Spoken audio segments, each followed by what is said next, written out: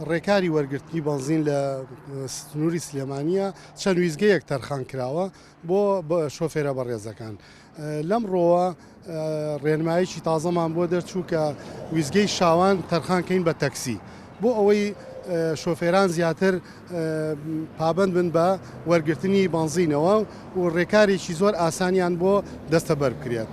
طبیعەن وەکو بەڕێوەبەرایەتی نەوت و کانزاکان بە هاوبەشی لەگەڵ مەڵبەندی سلێمانی و قایمقامیەتی مەڵبەندی سلێمانی و لەگەڵ پارێزگا ئەم پرۆسەیە تەرخان کراوە. بۆیە ئاماژە بەوە ئەکەم وەکو خۆشە ئاماژە پێەیە تەنها بۆ تەکسیە ویزگەی شاوان لەسەر ڕێگەی تاسوجە سلێمانی تەرخان کراوە بۆ تەکسی، ئەویش بە سیستمی لە بەیانیەوە بە سیستمی تاکوجووت 45 لیتر 45 لیتر ئەویش وەکو هاوکاریەکە بۆی هەموو شۆفێرەکان سوودمەند بن لە بڕە بەنزینەکەیان.